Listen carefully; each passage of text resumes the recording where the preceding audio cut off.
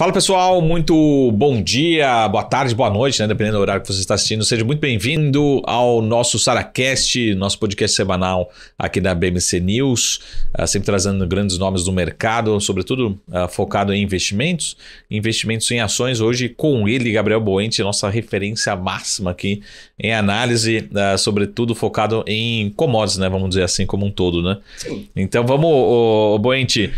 Primeiro, né? Se puder apresentar, a gente estava aqui falando um pouquinho sobre a Varus, apresentar um pouquinho sobre a Varus, principalmente a sua especialidade dentro da Varus. E a gente sabe, talvez, que quando a gente fala de qualquer investimento no Brasil, sobretudo em ações, a gente sempre tem um peso muito grande, uma responsabilidade muito grande das commodities, né? Sim, claro. E do PIB, né? O Brasil também foi salvo pela commodity esse ano novamente. Como sempre. Né? Não, então, bom dia, Marco. Bom dia. Então, basicamente, a Varus, a gente começou com uma empresa de educação. Uhum. A gente começou com um curso de valuation, o clássico, ensinando como fazer uma DCF. Então, era do zero avançado mesmo. A gente pegava lá desde o início como dar uma DRE, um DFC, até passando pelo modo de análise. E aí surgiu o nosso produto, que se chama VBox, que é justamente um box onde a gente destrincha todas as ações. É até engraçado que no início, por exemplo, o meu primeiro relatório lá foi de SLC Agrícola. Uhum. O relatório deu 96 páginas. Caraca. Porque a gente realmente puxava desde o início da história da SLC, a fundação lá em Horizontina, no Rio Grande do Sul, até o último resultado. Uhum. Então a gente começou nesse foco e hoje a gente já está migrando mais para o clássico de ter uma carteira mesmo. Nossas carteiras, elas são montadas baseadas nas nossas informações. Então a gente tem um produto, né, o próprio VBox, onde você paga uma assinatura e tem acesso a todas as ações disponíveis que a gente analisou. Tá. Mas também a gente tem uma nova carteira justamente para ter esse track, né? Justamente quando a gente pega uma oportunidade legal, a gente fala, olha, a gente realmente, pelas nossas projeções, a gente consegue montar algo interessante. E, por exemplo, a gente estava até brincando, né, que assim que a gente abriu uma carteira, eu dei a call em SLC e a SLC pegou aquela alta de 10% do NAV. Falou, a SLC porrou, hein? Aí quando você olha lá, o yield today tá horrível. A SLC tá sofrendo, tadinho. Mas é tudo questão de momento. Então a Varus é muito isso. A gente tem essa pegada fundamentalista. Cada analista lá é um analista CNPI e cada um cobre uma área. Eu vim lá do Goiás justamente para cobrir a área da agroindústria. Então é o quê? Celulose, grãos, proteína agora. Onde você nasceu, desculpa? Eu nasci no Rio. Você nasceu no Rio? Mas eu morei a vida inteira em Brasília. Aí eu falo que Brasília é Goiás. Tá. Entendi. Fala que Brasília é Goiás, que é o goiano do Quatrezinho. Daí que você escolheu, assim, você foi mais direcionado para commodities ou acabou sendo uma coincidência? Não, cara, foi porque eu escolhi. Quando eu tava na faculdade, eu comecei fazendo engenharia. Aí, porque eu era muito bom em matemática. E engenharia é só física. Então eu vi que não era para mim. Aí eu fui pra administração. E lá eu peguei muita coisa que alguns colegas da engenharia faziam que davam certo, principalmente projeto de pesquisa. Eu falei, cara, eu vou fazer em quê? Eu vvou fazer em um setor que, é primordial ao Brasil, agro. Sim. E aí eu encontrei uma cadeia de pesquisadores do agro lá em Brasília, muito legal. É o Propago o nome. E aí o meu primeiro projeto foi até em soja. A gente fez um mapeamento de processo de soja não transgênica, que tem a questão de contaminação cruzada e tudo mais. Aí a gente botou os meninos lá de Unai pra ir na fazenda, coletar dados, ver o processo, e a gente fez as análises. Aí TCC, por exemplo, eu já mudei pra suinocultura, que eu sempre fui nessa pegada de sustentabilidade. E aí de lá ainda engatei um mestrado em café. Não terminei o mestrado, porque eu vim pro Rio, né? Mas eu comecei a fazer um mestrado em café também. Sempre nesse foco da cadeia produtiva, porque eu sempre gostei dessa visão integrada. Não só da produção clássica, mas também no escoamento logístico, nas vendas e tudo mais. E aí, cara, um dia eu falei... eu sempre quis mercado financeiro. Então eu pensei, cara, a análise é realmente o que me move. Aí apareceu a Varus, eu falei, cara, eu acho que casa bem. Eles me chamaram para ser analista de agro, eles já viram que eu comentava sobre no Twitter. E aí a gente uniu o útil ao agradável. Muito bom. E aí depois você vai descobrir que as commodities é um negócio... É caótico. É caótico. Gigante. Eu até brinco em todo relatório que eu falo que o mercado de commodities é o Leviatã global. Porque o Leviatã de Hobbes é aquilo, né? Tem que ter um estado enorme para impedir... Todo mundo se curva ele. Pode ser a mesma coisa. Ninguém consegue mandar porque é enorme. A gente só segue o fluxo. O petróleo caiu, o que eu posso fazer? Nada. O petróleo caiu porque caiu. Você não é maior que o PEP. Então, a mesma coisa. Chicago caiu, o que eu posso fazer? Chicago, cara. É os caras lá. É os caras, né, que eles falam. Sim. Então, assim, realmente, até pra projetar commodity é bem difícil, né? O pessoal brinca muito que é cemitério de economista e é complicadíssimo. Então, por isso que... A gente tem um motriz lá na Varus que a gente sempre tem que ser o mais conservador possível nas projeções. Isso mais ainda commodity, que é bem difícil. Então, tem que ter bastante cuidado na hora de você fazer um valuation, por exemplo. E eu vou fazer o meu podcast aqui, os nossos podcasts são sempre pautados pelas provocações, né? Perfeito. E aí, cara, não é meio decepcionante que você vê assim, tipo, uma empresa de commodity, sei lá, qualquer empresa de petróleo negociando a 2 vezes lucro, você fala assim, cara, isso aqui devia valer 10 vezes lucro. Aí você vê uma empresa de tecnologia negociando a 50 vezes lucro, você fala assim, cara, porque o meu é 2 e o do vizinho é 50, né? Não fica essa briga com as finanças, né, com a academia, junto com a prática, eu falei assim, pô, vai ficar negociando a 2 vezes lucro, 3 até quando, né? Cara, eu até falei uma vez, até numa live sua, né, eu gosto muito daquela visão do Malvo Sim, da expectativa que a gente coloca no preço. Geralmente, empresas de tecnologia, a galera coloca muita expectativa porque é um hype enorme, porque geralmente são coisas que a gente não conhece tão bem, então a gente não sabe precificar e entender o futuro. Tá. Um exemplo foi a bolha da Tesla. Carro elétrico. Começou a subir, desdobrou, subiu mais ainda, voltou o preço, aqueles 200. Então, porque as pessoas vão colocando. E aí chega lá, mas a Tesla praticamente não vendeu nada. Mas a expectativa estava nesse preço, por isso que subiu. E só agora que a Tesla está começando a dar um resultado legal, caminhando nas próprias pernas. Já nas commodities é mais complicado, porque o curto prazo ele é muito instável e tem muito ruído. Então, o próprio exemplo do petróleo. Praticamente tudo é correlacionado com o petróleo. Algodão tem correlação com o petróleo, porque tem fibra sintética. Etanol tem correlação com o petróleo, tudo. Até os grãos tem, porque tem a questão dos custos e tudo mais. E o óleo de soja, por exemplo. Então, a expectativa nos preços da commodity sempre vão ser menores, justamente por conta desse ruído que a gente não entende. Então, a gente não consegue colocar uma expectativa. Então, dando o exemplo dos meus valuations, eu geralmente projeto 10 anos para frente. Tá bom. Então eu tenho que entender como que a empresa vai se comportar daqui a 10 anos. Então nisso, a gente tem que ter bastante cuidado como é que vai estar a performance da ação. Preço assim, se você perguntar preço para mim, é bem difícil eu saber preço do dia, né? Eu tenho que abrir lá o Trade Map, algum aplicativo, que aí eu vou saber. Sim. Porque como a gente já projeta e a gente tem todas as contas da empresa, e sabendo onde ela pode ir, de forma mais pessimista possível, a gente tem uma paz no coração. Foi um exemplo até engraçado, a própria SLC. Eu dei uma call nela, e aí eu refiz, porque o beta, ele dá muito ruído, então a gente usou um bottom-up beta. E aí, na hora, ela deu um preço... Depois você traduz pra gente essas coisas. O beta é um beta próprio da própria SLC. Ele é um beta propriamente alavancado, que leva em consideração as dívidas dela. Tá. E aí, ao invés de ser só, então, em relação ao Ibovespa, em relação a ela, o próprio setor dela e as dívidas dela. Tá. Então isso fica mais exato de entender a volatilidade. E aí, porque o beta ele dá muito ruído na hora de que a gente faz um valuation. Então, por exemplo, eu dei um preço, de novo, eu não lembro, vou falar 50. Tá. Aí um tempo depois, um grande banco foi lá e deu a call de 30.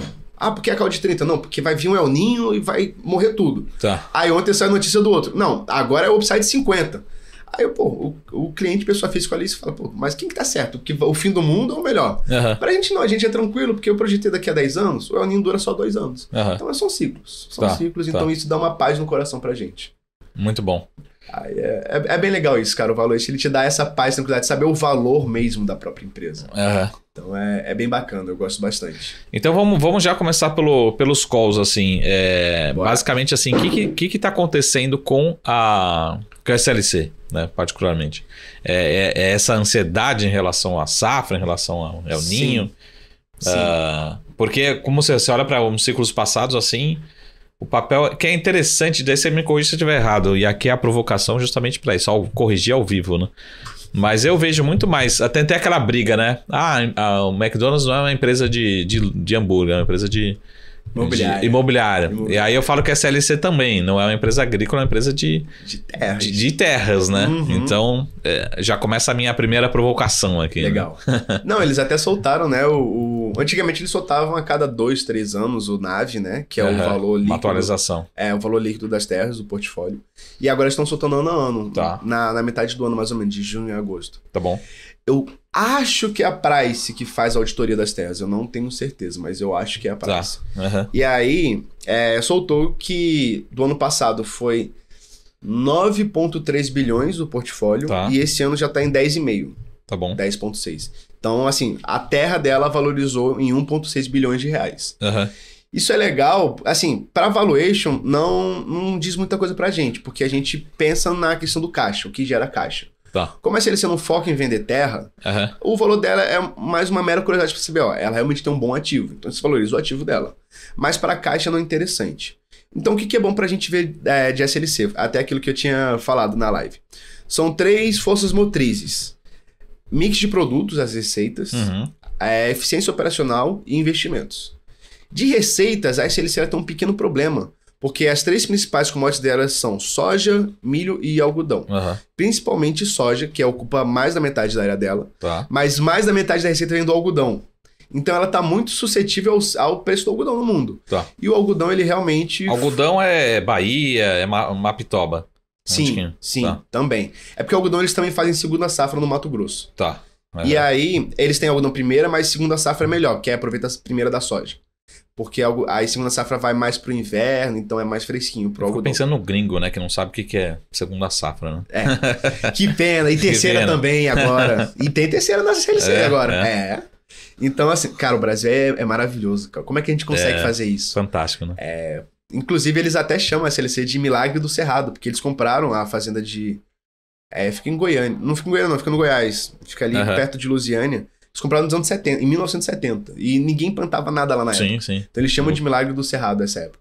E aí, cara, a gente pensa nesse... E os investimentos dela. Quando a gente pensa em receita, tem esse problema do algodão. Eles fazem sempre preço em Chicago, né? E a Libra Cent do algodão tá em queda livre. A gente tem que pensar que do ciclo antigo, ele foi muito bom para os preços da commodity por causa da pandemia. Então todos os preços foram muito maiores que o normal de um ciclo positivo.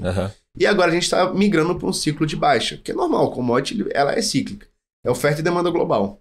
E aí a gente está migrando, então o pessoal tomou uma surpresa, porque caiu muito rápido. E ninguém meio que esperava isso, porque acho que todo mundo se empolgou na grande alta. E aliado a isso, o dólar também está em queda livre desde o início do ano. Então, para as receitas, isso é ruim. Mas pelo algodão, seu pior performance e é uma das maiores receitas da SLC, isso afeta. Mas aí vem a parte da eficiência operacional.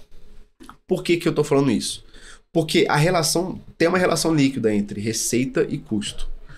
O custo, até ano passado, ele estava muito alto por conta da guerra da Rússia e Ucrânia, dólar caro, frete e tudo mais. Então, apesar da commodity estar em alta, não estava valendo a pena. Muita gente estava tomando prejuízo com pouca eficiência operacional justamente por conta disso. Agora os custos caíram mais que as commodities. Então, apesar da receita ser menor ou crescer menos, você vai ter uma margem de operação positiva, porque o custo está menor. Porque você vê, o movimento dos fertilizantes caiu bastante, os próprios combustíveis caíram. Então isso é bom também para as fazendas.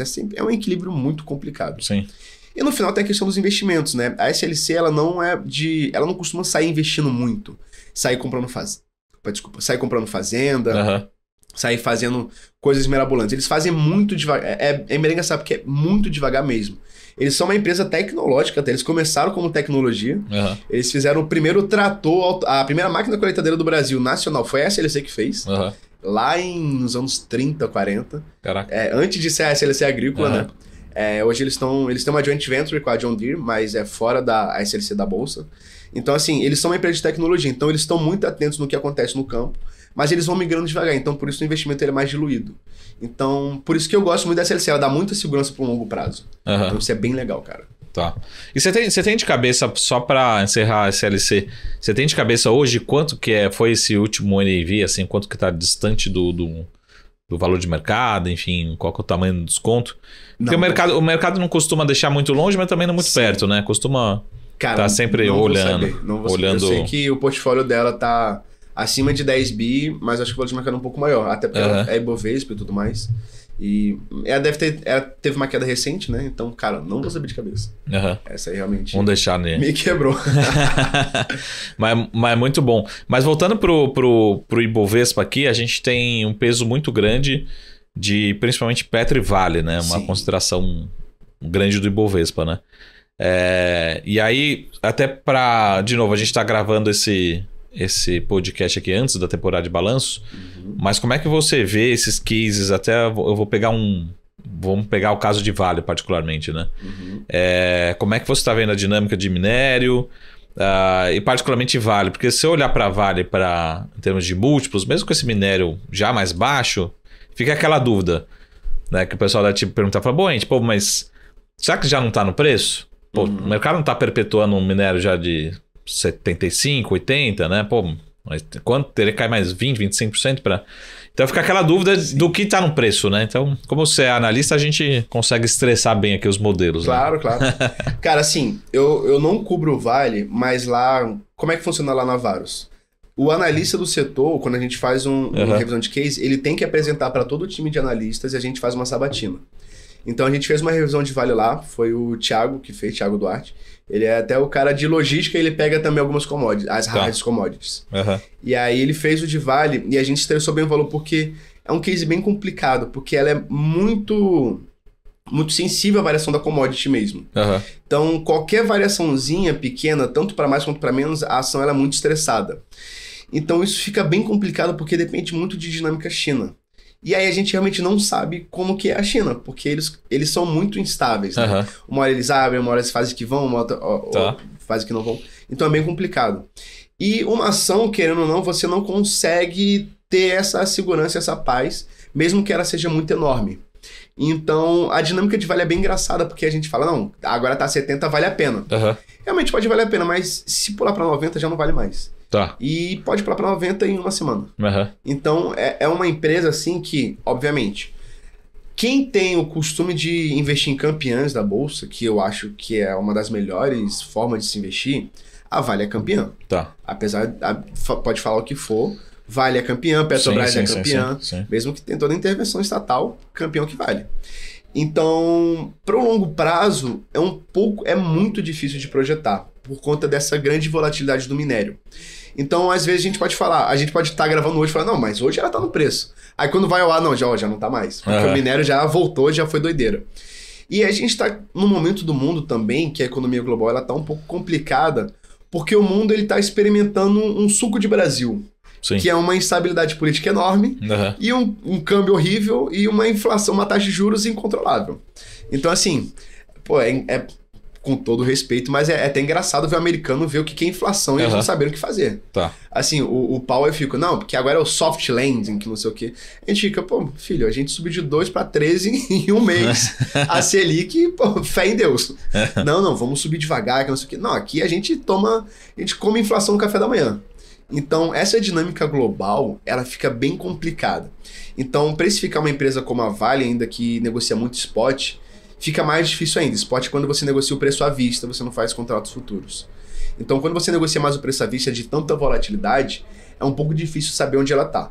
Mas nessa casa dos 70, o minério, ele já fica até interessante, entendeu? Mas a partir do momento que ele cai mais, aí já não vale tanto a pena. Porque, de novo, ela tem um bom... Ela começa a ter um desgaste mesmo no próprio preço, porque, de novo, depende muito.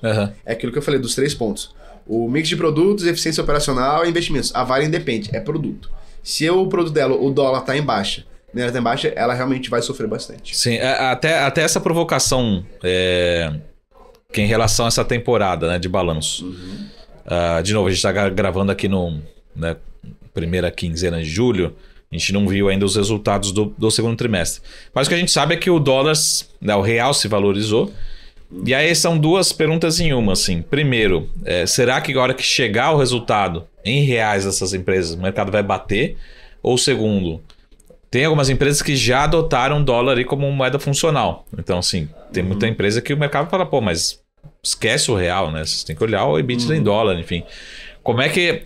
Ou no segundo semestre, ou agora no resultado desse segundo trimestre, você está vendo essa pressão do real valorizado agora nas commodities como um todo. Será que o mercado vai bater, vai assustar, falando, caramba, perdeu aqui? Principalmente acho que em relação muito mais ao primeiro tri, né, que a gente teve essa valorização, né? Cara, é engraçado essa pergunta, porque as empresas de hard commodity, elas negociam muito fora. Você pega, por exemplo, o PetroRio, o balanço todo é em dólar. Exato. No final que eles têm que fazer a conversão para reais. Então, quando você olha em dólar, você tem uma outra perspectiva. Mas, gente, os custos são reais ou são em dólar. Tem que olhar a cadeia como um todo. Exato. Então, isso traz uma grande dificuldade. O mercado como um todo, ele é muito pautado pelas notícias. Então, a gente como analista, né, é importante entender como tá a dinâmica em dólar. Mas quando for sair lá no jornal, vai falar, ó, prejuízo foi em reais. Sim. Menos 50 milhões de reais. Aí a PF fica, meu Deus, e agora? Prejuízo. Olha, lucro líquido já morre. Inclusive, para empresa exportadora, abrindo meu coração aqui, eu quase nunca olho o lucro líquido. Assim, o lucro líquido ele é bom para dividendo e olha lá. Sim. Mas a gente para já até na própria margem operacional. Tá. Justamente porque é de lá que a gente puxa o exportadora é praticamente o 100% do seu setor, né? Exatamente. Então, assim, porque o lucro teve prejuízo. Eu fico, pô, mas... a prejuízo pode ser a questão do imposto que foi mais alto, que teve uma compensação. Às vezes foi câmbio, que tem a despesa financeira, foi alguma doideira lá. Às vezes quando bota a equivalência patrimonial depois, aí fica uma loucura. Não, mas aí a gente olha a operação, aí tira o imposto de lá, que é para tirar o NOPAT, que a gente chama. Aí sim a gente entende como ela tá gerando caixa. Porque no final das contas, cara, toda empresa ela existe para gerar dinheiro, para gerar caixa. Não, porque ela tá distribuindo dividendo, então ela gera caixa. Será? Igual, por exemplo, o caso da elétrica lá, que deu cashback de dividendo, né? Sempre dava dividendo e agora ela vai diminuir o capital justamente para você pegar o dividendo de volta. Então você tem que ter bastante cuidado com essas empresas exportadoras por isso. Quando você só olha a parte do lucro líquido, porque assim, na DRE, depois da margem operacional, depois do resultado operacional, vem as despesas financeiras, que é tudo que incide de juros e o próprio câmbio. E também vem a parte dos impostos, que já é bem Brasil. Então, quando a gente olha exportadora, essas duas partes é onde o filho chora, mas não vê. Porque se ela teve algum prejuízo de tesouraria, se ela teve alguma incidência de imposto, que o Brasil sempre cobra imposto dos anos 70 agora, isso afeta diretamente. Mas não quer dizer que a empresa é ruim porque deu esse prejuízo. E aí até uma pergunta, por exemplo, o câmbio nesse trimestre, e até já antecipando aqui, o que o mercado vai olhar? Porque o câmbio nesse trimestre ele vai reduzir a geração de caixa operacional das exportadoras. Sim. Só que talvez aumente o lucro. Daí vai sair no jornal, até que na BMC News mesmo, né? O lucro cresce 10%, né? E aí, como é que o mercado vai ficar nessa dúvida e reagir à operação e ao lucro, né? Pois é tudo manobra contábil. E assim, não é legal falar, a gente fala manobra, mas assim, é um movimento contábil natural. Sim. Mas para entender o valor da empresa como investimento, porque você pode tradar, sem problema nenhum, mas quando você quer investir, colocar o dinheiro no ativo, você tem que entender como é que está o operacional dela, essa eficiência operacional. Porque, de novo, o diferencial... Isso é até Porter que fala, o Michael Porter. Ele fala assim, para sua empresa se destacar, ou você cria algo muito inédito, ou você vende mais barato que todo mundo. Sim. Ou você vende mais barato que todo mundo, ou você é mais eficiente que todo mundo. Tá. Você não pode vender mais barato que a commodity, o preço é igual. Sim. Então você tem que ser mais eficiente. A diferença de uma empresa de commodities é a sua eficiência. Então, por exemplo... PetroRio é o supra-sumo, uma delicinha de operacional. Por quê? Porque eles mandam bem nisso. O preço do petróleo é igual para todas as petrolíferas. Mas como eles têm um bom operacional, isso alavanca muito o resultado deles, independente de lucro ou não, por conta de mesa de trading e tudo mais. A própria SLC, você pega as empresas agrícolas, cara, margem operacional aí, sempre mais de 30%, já semestre bate 50% de margem operacional. Tá. É muita coisa. Você tirar os custos e mesmo tirando o custo de frete, gasolina e tudo mais, ainda 50% tá na tua mão, cara, é muita coisa. Então, mesmo com dólar, com as expectativas, o mercado ele tende a bater sim, porque para vender para cliente realmente, deu prejuízo, é bom movimentar, mas para quem investe assim com uma cabeça mais a longo prazo, tá em paz porque sabe que se a empresa consegue manter um bom operacional e a geração de caixa, essa é a força motriz que vale mais. Deixa eu só fazer a última pergunta aqui antes do primeiro bloco, de a gente terminar. Dentro dos setores que você acompanha, também falando de resultado, ou segundo semestre, enfim. Porque commodities a gente acha que é tudo uma coisa só, né? Mas o quanto que você está confortável, no sentido assim, pegar proteína, as margens foram horrorosas aqui no primeiro tri, né? Aí fica aquela dúvida, vai ficar horrível ou esse foi o bottom, né? Petróleo, as empresas estão super rentáveis, mas todo mundo, o produtor de petróleo queria o petróleo 200, né? Então, então assim, dentro do contexto, se for commodities, né, escolher, sei lá, os próximos 12 meses, né? Qual que você tem um nível... E tem até a questão do celulose também, celulose... Bateu ali no ano passado, aí fala, não, mas a demanda continua boa e tal. E tem alguns outros cases, assim, que acho que até a gente teve... Eu esperava um ano duro, mas a gente teve até uma redução de preço agora, que é na Ferbasa, né? A Ferbasa acabou de anunciar uma redução para o terceiro tri de ferro-liga, acho que do cromo, se fala na memória. Então, assim, dentro do contexto que a gente tem listado em bolsa, como é que você está vendo, assim, pô, isso aqui acho que tem uma pressão, né? Como você falou, minério de ferro, não, estou mais confortável em soft, enfim, como é que é esse balanço entre todas as commodities? Cara, tem uma bem legal, assim, a empresa em si, o setor ele é muito difícil. Mas a commodity Brasil, ela tá muito interessante, que é proteína. Tá. Principalmente Minerva. O que acontece? O setor é difícil porque eles chamam que é um setor de spread. É igual varejo, você vai comprar uma camisa e vai vender ela mais cara. Sim. É a mesma coisa, você vai comprar um boi, vai processar ele e vender mais caro. Então você raramente vai ver uma margem operacional acima de 10%. Tá. Vai ser sempre 8, 9. 9 é quando é maravilhoso. Quando tá maravilhoso é 9. Muito bom é 9. E por que a Minerva ela vai estar num momento melhor que JBS Marfrig? Porque o ciclo bovino no Brasil ele virou para positivo. JBS Marfrig, eles produzem mais nos Estados Unidos. E lá virou para negativo. Sim.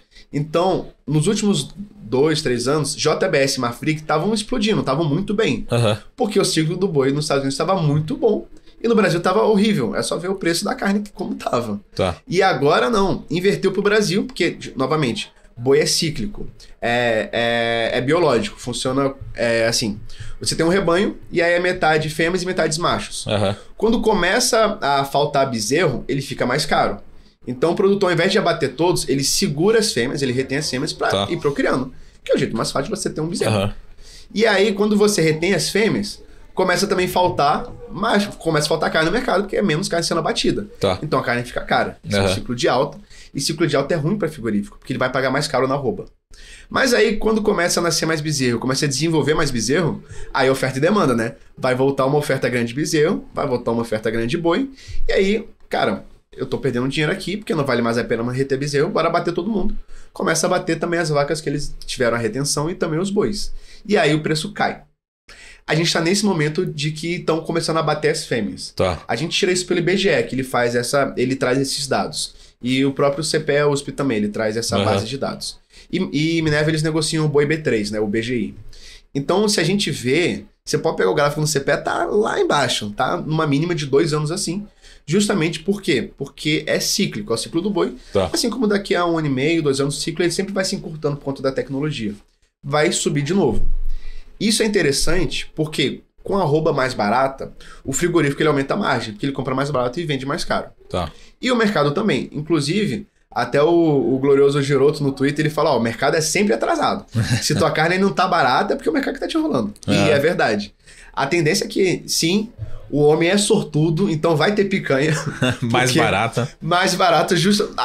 Porque governo... Não, é o ciclo do boi. E o cara deu uma mega sorte. É incrível isso. Então, acabou acontecendo. Realmente, a tendência da carne no Brasil, até pro varejo, para as pessoas físicas, a gente, é que fique mais barata. E isso aumenta as margens da Minerva. Além disso, o ciclo do Paraguai também está positivo. A Minerva ela tem operações Brasil, Uruguai, Paraguai, Argentina, Colômbia e agora Austrália. Argentina, caos. Então, assim, nem tá valendo muito a pena lá, só tá no piloto automático. O Uruguai tava num ciclo de alta e tá virando para um ciclo positivo também agora. Então a Minerva pode aí ter um alinhamento dos astros de ter 3 países com alto valor agregado que vão estar com a matéria-prima mais barata. Então é uma perspectiva interessante. E Colômbia, ela, como o maior cliente era a Rússia, e o câmbio na Colômbia é horroroso, então a Colômbia também está tendo algumas dificuldades. Então, esses 3 países, assim, elas podem dar um resultado bem interessante para a Minerva. Novamente, é um setor de margens muito apertadas, o dólar em queda é péssimo, mas em termos de empresas de frigoríficos, ela tá saindo na frente da JBS Marfrig por conta disso. Mas só para terminar, que a gente vai fazer um rápido intervalo, mas por que o produtor aqui ele não pega e fala, pô, tá o preço caindo aqui, mas tem um comprador lá nos Estados Unidos, por que ele não manda tudo para fora? Que nem eu vou chutar aqui, talvez um pouco uma relação ali açúcar e etanol, né? Pô, tá melhor para exportação, vou exportar mais. Então, é porque existem os intermediários. Tá. E também, aí que vem muita questão do comércio global. Tá. Tem países que não aceitam qualquer carne. Teve, o caso mais emblemático foi o da vaca louca no início do ano, né? Que a gente tem um alto embargo. Mas, por exemplo, às vezes o Japão não aceita de certos produtores. E eles muitos países preferem comprar a carne já processada para não ter trabalho lá, para não ter indústria lá. Então é muito melhor para o produtor vender aqui para o frigorífico, que ele só ganha o dinheiro do boi dele e o cara processa lá. Agora, inclusive, a própria Minerva até exportava gado vivo e tudo mais, tinha esse spread. Mas aí o produtor ele não consegue ter acesso a esses grandes clientes lá de fora, que ele tem que vender para algum desses frigoríficos, então ele tem essa dificuldade. Mas, por exemplo, é um caso bem emblemático, porque um dos grandes produtores, um dos maiores estados pecuaristas do Brasil é o Pará. E o Pará tem muita questão da Amazônia lá, de realmente desmatamento, e realmente tem. Então, por conta disso, o Ministério Público do Pará, ele fez todos os frigoríficos assinarem um termo de conduta que eles têm que rastrear 100% de todos os produtores da área. E aí, para ver se eles não têm a sinal oriundo de trabalho escravo, de desmatamento. Porque tem, cara, tem. A gente tem que... É Brasil, é muito grande, não dá para fiscalizar tudo. Então, por exemplo, a Minerva é a única da bolsa que é 100% de conformidade. Acho que a JBS é um dos piores índices, acho que nem assinou. Não, assinou, mas é um dos piores índices, e a Marfrig também, eles não batem 100%, bate 93% e tudo mais. Porque imagina, você tem 7 mil fazendas de pecuária, eles têm que rastrear, saber todas se os caras estão certinho. Sim. Então é bem difícil, se pro frigorífico é difícil, imagina pro país que vai comprar com um monte de questõezinhas ambientais, né? Só pra não comprar nada do Brasil, né? Mas bota essas questõezinhas. Eu não compro do boi tal. Então, por isso que pro produtor, pro pecuarista é mais difícil. Mas não é impossível. É melhor acabar vendendo pro frigorífico. Muito bom. Em resumo desse primeiro bloco, teremos picanha mais barata e o presidente vai ligar pro Boente. É isso aí, pessoal. A gente volta daqui a pouquinho. Vamos fazer um rápido intervalo. Já a gente está de volta.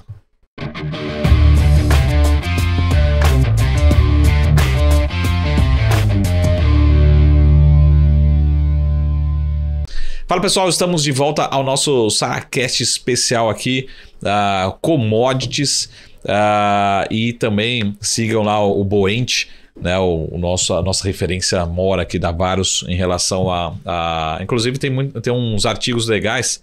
A cada newsletter de vocês é aberta para todos, né? É aberta para todos. Então tem uns artigos legais que você publica também no LinkedIn ali relacionando com commodities, sobre bolsa, né? Legal. Bem bacana, né? Mas vamos voltar aqui um pouquinho para commodities como um todo.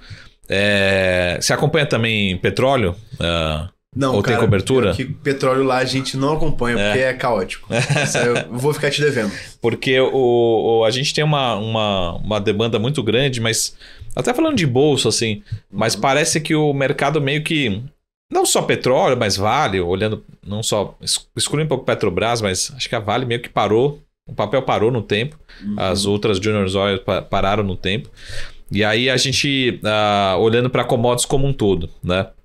Mas eu queria fazer uma outra pergunta. Alguns dias atrás, a gente teve a apresentação do Plano Safra, né? Sim.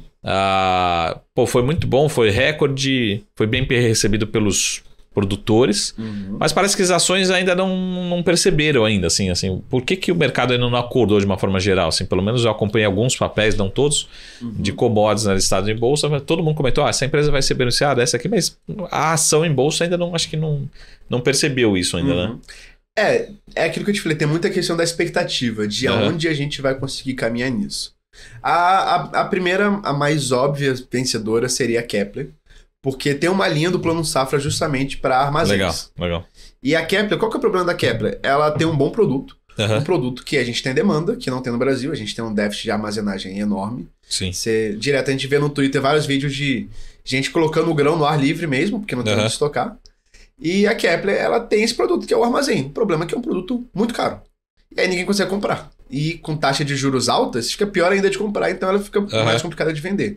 Com o Plano Safra, você abre linhas de financiamento própria para isso, aí volta a ter esse apetite. Inclusive, apetite é a palavra-chave, porque como a economia ainda está com uma taxa de juros muito alta, o produtor rural, não todos, mas alguns, principalmente o pequeno e o médio, eles vão meio que naquela linha do funcionário público que quer pegar um empréstimo consignado. Se a taxa de juros não for zero, ele se sente ofendido. Eu falei até com um colega que ele é do Rabobank, lá do Paraná. Ele fala, cara, a gente pode mostrar o que for de projetos e taxa de juros. Se o cara fala, a taxa de juros não for, sei lá, abaixo de 5%, ele não fecha. Tá. E assim, se ele quer 12, 13, porrada. Então, é complicado.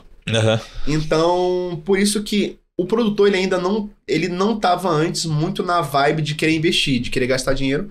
Muito por conta da taxa de juros, e é justíssimo. A Selic tá alta justamente para não ter economia. É para a economia esfriar mesmo. Sim. Então, isso é um pouco percebido também pelas ações. É muito mais o desconto nessas taxas, das taxas de desconto, justamente pela Selic alta. Com a tendência de queda na Selic, a taxa futura dando aquela caidinha, aí volta a ter aquele apetite por investimentos. Então, as empresas elas vão começar a acordar justamente por isso. Essa é uma fase de investimentos, então tá investimentos assim, exceto celulose, que eles estão terminando a fase de investimentos, é a hora que o pessoal vai começar a virar esse ciclo para começar a pegar o crédito plano safra, começar a investir e realmente se preparar até para o aninho que tá vindo. Como a gente faz um tempo que não pega uma seca mais no Nordeste, e foi uma região que se desenvolveu, agora é hora de desenvolver muito projeto de irrigação e tudo mais. Porque o Brasil não tem projeto de irrigação, né? Não tem muito. Boa parte da nossa agricultura é de sequeiro. A gente planta no cerrado, porque a gente sabe quando vai chover, então não precisa irrigar. E esse é um grande diferencial. Você pega Estados Unidos, outros lugares, eles têm que usar irrigado. Então é mais custoso e você gasta água, né? Aí a pessoa fala, agronegócio destrói a água do Brasil. Não, a gente não irriga. A gente não desvia fluxo de rio. A gente pode, no máximo, dar uma prejudicada no lençol freático, porque tem mais plantas sugando, mas aí tem mais a questão da fotossíntese e tudo mais. Não tem não prejudica diretamente dessa forma, igual nos outros lugares do mundo. Você pega aí o Mar Negro, no Afeganistão, ele secou, justamente por conta da indústria do algodão lá. Eles desviaram todo o custo de água e o mar secou, dando um monte de problema de saúde. No Brasil não tem isso. Mas pode ser que precise em momentos de seca, porque seca é triste para todo mundo. Muito bom. Deixa eu só trocar completamente de assunto antes que eu esqueça. O lance é o seguinte, chama reforma tributária. E aqui não é... Porque acho que ainda é cedo, e a palavra que eu tenho mais utilizado em relação à reforma tributária é calma, né? Calma, que ainda tem muita coisa para rolar ainda. Mas assim, como é que você tem falado com as empresas e o nível de preocupação? Porque acho que o que saiu na mídia é que talvez um dos setores que podem ser até prejudicados é o setor agrícola como um todo, agropecuário. E aí fica aquela dúvida, como é que está a reação do setor em relação a essa reforma? É lógico, de novo, calma, ainda é cedo, mas principalmente assim, mais do que assim, vai ganhar, vai perder, mas como é que foi a reação das empresas? Como é que você tem falado aí com as empresas? Até esse momento, né? É igual a Dilma, né? Ninguém vai ganhar nem perder, ninguém vai ganhar, todo mundo vai perder. Cara, então, o Brasil... Isso é o dado mais clássico, né? É o país onde mais se gasta hora no mundo para contabilizar tributos. Só por a gente deixar de ser, ou pelo menos diminuir essas horas, já é ganho. Entendeu? Assim, é difícil piorar o nosso sistema tributário e... Mano, é impossível, né? Ainda mais vindo de político. Mas uma coisa até que eu comentei ontem no ao vivo, no fechamento, é uma coisa bem interessante. A SLC e Brasil Agro, dando um exemplo, de quem exporta algodão. Tá. Eles só exportam, todo o algodão que eles mandam é exportado. E aí a nossa indústria local não consegue comprar algodão barato de grandes empresas porque eles só exportam. Aí depois fala, é um absurdo, o agronegócio não traz comida, não traz alimento pro Brasil, porque os caras são maus, eles só querem saber de dólar. Cara, a gente não vende pro mercado interno porque não vale a pena, porque toda venda para o mercado interno tem incidência de PIS e COFINS. Então vale muito mais a pena você exportar, porque você não vai pagar esses impostos, do que você vender para o mercado interno. E quando você não vende matéria-prima barata, a sua indústria não desenvolve. Tá. Então, assim, a indústria do etanol desenvolve por quê? Porque tem muito incentivo fiscal, desde o Proálcool nos anos 70, para conseguir fazer funcionar essa indústria. E é até onde precisa. E é até um problema sério. Então, pega esse exemplo do algodão. O que a gente tem que fazer hoje, então? A gente vende algodão para a China, a China faz camisa e a gente compra a camisa da Shein. Então, assim, como é que fica o cara local? E ainda sem pagar imposto, né? Que o pessoal comprava de lá. Sim. Aí o cara local paga um monte de impostos, produz mais caro e fica sem vender, porque o pessoal compra da China com algodão brasileiro. Então, isso já é um absurdo. Isso é quase um escárnio para o produtor brasileiro. E até mesmo para as próprias empresas. O agro, eles ficam bem distantes da mídia. Então muita gente não entende desses problemas. Claro, tem um cara que tá cagando pro Brasil e só quer exportar. É capitalismo, é isso. Mas muita gente queria vender pro Brasil, mas não consegue. Então, a reforma, quando você tira o PIS, COFINS e deixa só um imposto que vira 2, cara, você sabe exatamente quanto você tá pagando e você consegue fazer um lobby, a Frente Parlamentar Agropecuária é enorme, consegue pressionar para falar, ó, aqui, ó, se você não quer desenvolver a indústria, que é um governo desenvolvimentista, aqui, ó, tem que tirar onde bate o PIS, COFINS. Então, quando você sabe atacar o problema, isso começa a fazer mais sentido e valer mais a pena. E aí sim voltar a ajudar a indústria nacional. Muito, muito bom. Bela aula, bela explicação. Ô Boenti, a gente tem pouquíssimo tempo agora. Se você lembrar de algum outro setor, acho que é importante. Mas eu queria falar aqui um pouquinho também sobre celulose. Boa. Se você tá alinhado com celulose. Porque até inclusive acho que saiu um ranking, né? Esses rankings são super fáceis de calcular, mas mostrando as ações que subiram todos os anos ali nos últimos 5 anos, e uma delas não é Suzano, não é Klabin, é Irani. Graças a Deus. Então é justamente isso. Eu queria que você falasse um pouquinho sobre o setor, que o setor assim, ele parece assim, pô, vamos se preocupar menos com o Ibovespa, se está subindo, se está caindo, mas é um setor que entrega pra caramba, crescimento super competitivo, o Brasil é uma máquina, né? Enfim, então eu queria explorar um pouquinho essa visão que o setor tem e falar um pouquinho das suas preferências também. Legal. Então, o setor de celulose, como é que funciona a cadeia? Como é que funciona a cadeia de celulose? Você tem a árvore, você planta a árvore, você produz a celulose, picando e cozinhando a árvore. Aí você, da celulose, pode fazer papel, e do papel você pode ter vários tipos de papéis. Suzano, e aí a celulose são 2 tipos, ou de eucalipto ou de pinheiro. Eucalipto é fibra curta e pinheiro é fibra longa.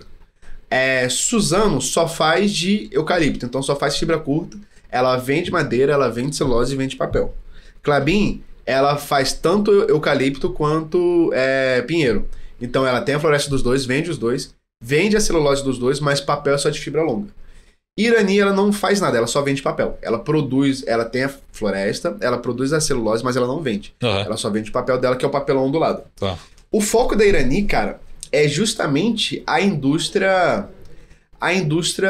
de frigorífico. Porque ela tá ali no... Eu esqueci a cidade de Irani agora, onde é que eles... Tem a cidade de Irani, mas eles ficam na cidade vizinha. Você traça um raio de 100 km, você pega todo o oeste catarinense. O oeste catarinense sozinho, ele foi responsável por 56% de toda a exportação de suíno do Brasil. Então só essa área aí já é... Assim, o oeste catarinense é um colosso global de proteína. E aí, quando você exporta proteína, você exporta em caixa de papelão. Você tem a primeira embalagem, que é aquela vácuo que a gente conhece. E na embalagem de vácuo você tem a de papelão. Inclusive pode ser de fibra reciclada, né? Pode ser de papelão reciclado, porque não tem contato direto com o alimento. Então, o grande motriz da Irani é esse. Aí você fala, mas eu compro Irani por causa do e-commerce. E o e-commerce não afeta nada? Afeta. Como o e-commerce subiu muito na pandemia, a demanda aumentou. Se a demanda aumentou, faltou papel de e-commerce no Brasil. Faltou papelão na pandemia. Porque todo mundo começou a comprar. Então, cara, com a demanda alta, o preço sobe. O preço do papelão para e-commerce sobe, o preço dos outros papelões sobe. Então a Irani é beneficiada por isso. Quem domina o e-commerce no Brasil, querendo ou não, é a Klabin. Quando você compra uma coisa na Amazon, vem lá a caixinha da Irani, o logo dela, bonitinho. Até tiro foto. Sempre quando chega lá em casa, eu acabo tirando foto. Mas a Irani, cara, o que ela fez? Ela, ao invés de priorizar uma expansão, as empresas de celulose, elas focaram elas todas tiveram um ciclo de expansão começando em 2018 e tá terminando agora em 2023. A Suzano e a Klabin, elas focaram na expansão de capacidade. Então, sempre mais e mais. Eu esqueci o nome da Suzano, mas a Klabin é a Puma 2. A Irani não. Como a Irani estava praticamente quebrada, estava em muita dificuldade na década passada, porque eles fizeram uma compra para expandir maior do que eles conseguiam, eles engoliram um peixe maior que eles mesmos, eles tiveram que quase quebrar, quase eles foram vendidos para Klabin, por isso que sempre surgiu esse papo. E aí agora eles fizeram o quê? Não, vamos arrumar a casinha. Vamos zerar as dívidas, vamos praticamente não ser mais alavancado e focar em melhorar o que a gente tem. Excelência operacional. Então, de novo, é commodity. Quando você consegue colocar uma excelência operacional num lugar que você já tem uma base de cliente consolidada no oeste catarinense, como você está perto, diminui o custo de frete, né? É 60 km, então... É igual aqui em São Paulo, né? Você consegue viajar 60 km tranquilo. Você pede um Uber, qualquer coisa, você vai. Então, assim, você consegue estar perto, então isso reduz o custo de frete e você consegue ser eficiente nisso. Então, a Irani, cara, ela teve uma sacada bem diferente do mercado. Por isso que eu até falo mais vezes de Klabin, porque eles sempre vão investindo muito, muito, muito e não param. A Irani não, eles pararam e falaram, vamos melhorar nisso e depois a gente começa a aumentar mais coisas. Então por isso que a Irani realmente ela é muito boa. É a minha preferência, sim. Mas dentre as empresas ainda tem novos projetos para serem capturados? Irani, Klabin? Essa é a primeira pergunta. E segundo, por que o mercado não paga antes? Porque geralmente assim, tem um projeto daqui a 3 anos. Todo mundo sabe, né? Mas ninguém coloca assim, então vamos precificar hoje. Não, coloca 10% hoje, 20% daqui a 6 meses, né?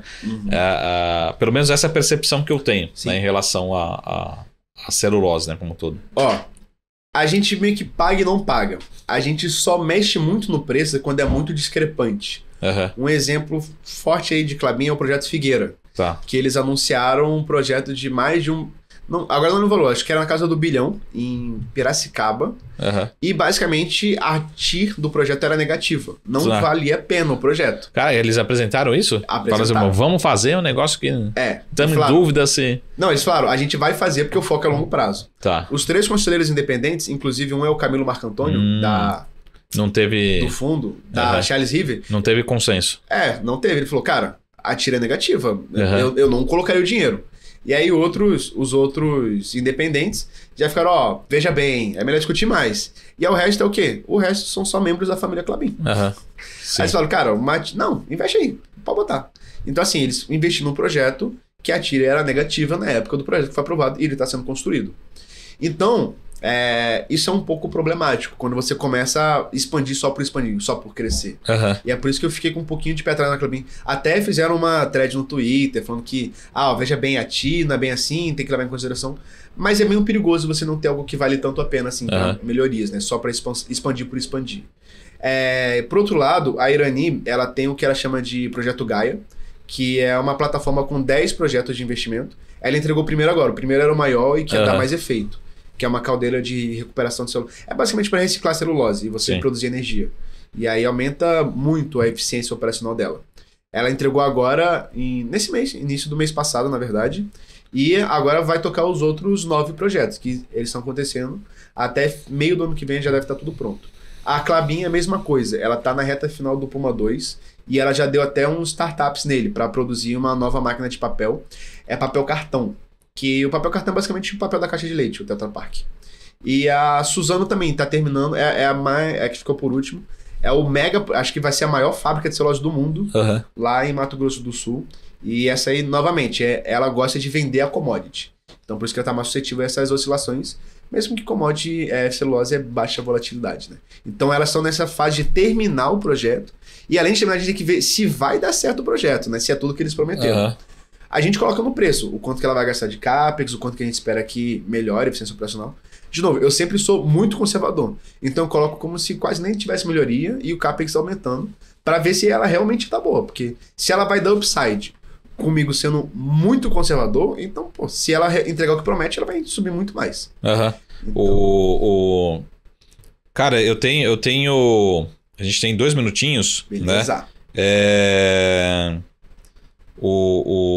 É o seguinte, eu sei que essa pergunta é muito horrível, mas ela tem que ser feita.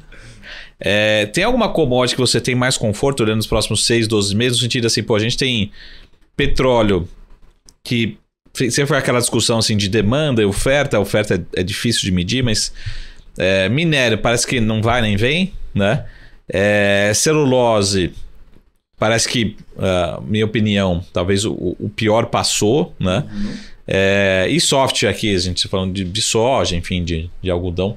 Mas nos próximos 6, 12 e também proteínas, né? Então, acho que mapeamos bem aí o mercado. Mas tem algum setor, algum mercado que você fala, tô mais confortável, né? Que você falou, Minerva, acho que talvez começa a surpreender por conta do ciclo, enfim. Pra gente resumir o nosso bate-papo de hoje. Legal. Cara, Brasil, a boi gordo é uma commodity que tende a melhorar para as empresas, porque a commodity está em queda, então isso vai ser bom para a empresa que produz Brasil. Para o pecuarista nem tanto, o pecuarista já está muito chateado que o preço cai, é cíclico, acontece, mas para empresas Brasil e frigoríficos Brasil, proteína é muito bom. Provavelmente algodão também. Algodão ele pode se beneficiar com o El Niño, com o inverno mais fresco aqui mais ao sul do Brasil, que é onde a gente costuma produzir. Café também, porque o café sofreu muito. Não tem empresa na bolsa que produz café, mas todo mundo toma café, né? Sim, então é bom a gente saber. E, cara, de minério, um que eu vi no Twitter recentemente, mas que eu gostaria de ler mais sobre, é o ouro.